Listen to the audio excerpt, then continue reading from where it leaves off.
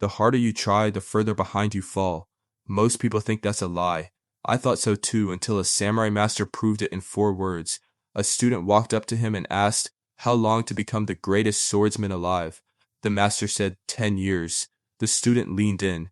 "What if I trained twice as hard, day and night, no breaks, no rest?" The master didn't hesitate. 20 years. That answer broke my brain.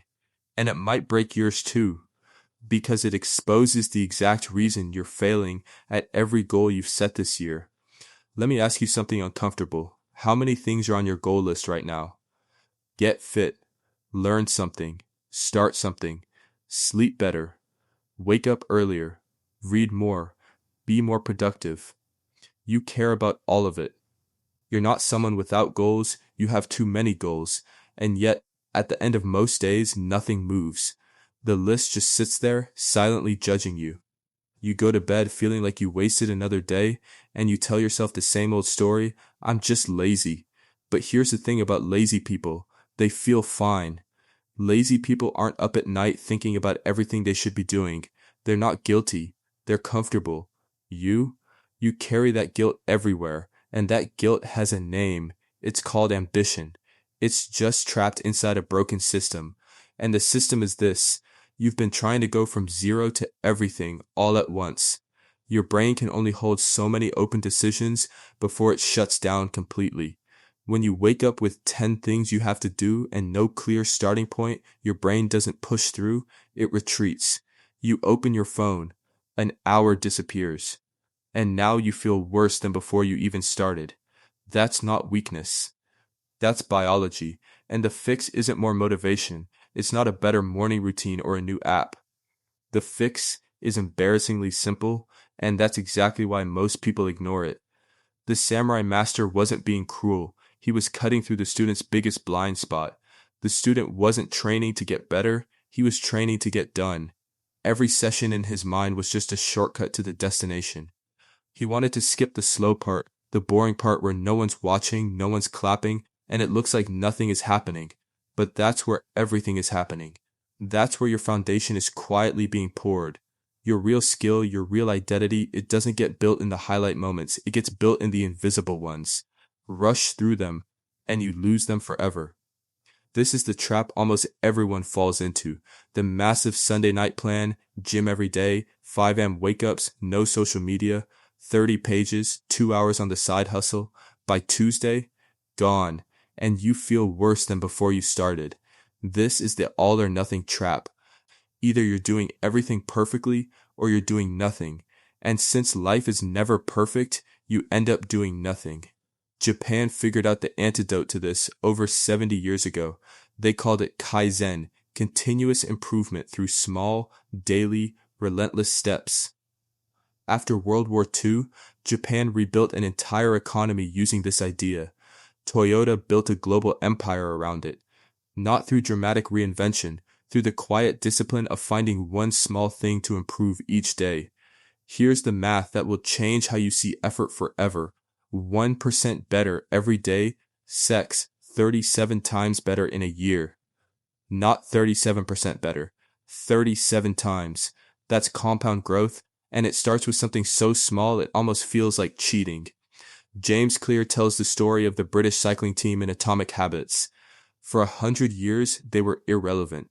A new coach arrived and ignored the big changes entirely. Instead, he obsessed over tiny ones, the bike seat angle, the tire pressure, even the pillows his riders slept on. Each improvement, maybe 1%. A few years later, they won the Tour de France. Then won it again, then again. 1%. That was the entire strategy.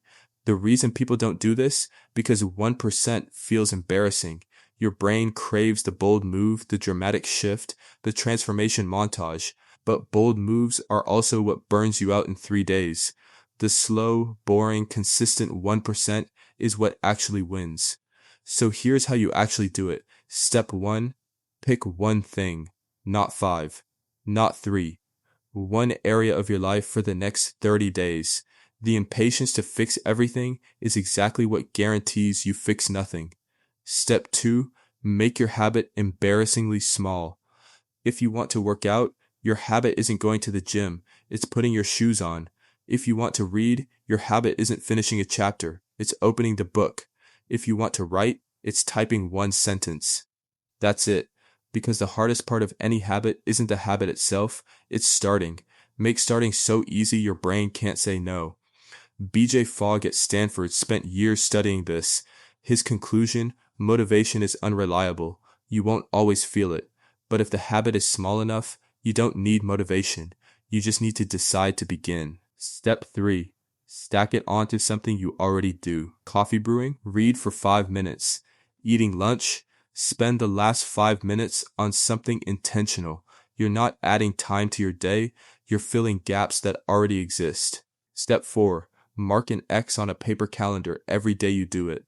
Old school, doesn't matter. It works. After a few days, you've got a chain, and you won't want to break it. Jerry Seinfeld used this method his entire career. His goal wasn't be a great comedian. His goal was simple: don't break the chain. Much easier to wake up to. Now, about the days you fall off. Because you will. Life gets chaotic. You miss a day. Then 2. Then a week slips by, and most people do the most self-destructive thing possible. They treat the missed days as proof they're a failure, and they quit entirely. Don't do that. There is one rule: never miss twice in a row. Miss one day? Fine. That's life. Miss 2 days in a row? You're not missing a day, you're building a new habit. And that habit is quitting. Your only job after a missed day is to show up tomorrow, not with a bigger version to compensate. Just the same tiny habit, same small bar, same chain, restarted. One missed day doesn't erase your progress. A pattern of giving up does. Here's where I leave you. You're not lazy. You've been trying to sprint before you learn to walk, waiting to feel ready enough, motivated enough, free enough to do everything at once. And that day, the perfect day, never comes. The person who wins isn't the one who trains hardest for a week. It's the one who shows up every day, even when it's boring, even when progress is invisible, even when it's just 1%. 5 years from now, you'll be somewhere no matter what. The only question is whether you spent those years waiting for the perfect moment or quietly building 1% at a time. So tell me, what's your 1% for today? Drop it in the comments. Make it real. Make it official. And if Kaizen makes sense to you, but something in your brain still won't let you take that first tiny step, there's a reason for that. Your brain is literally treating your dream like a threat. The psychology behind it is wild, and I broke it all down in the next video.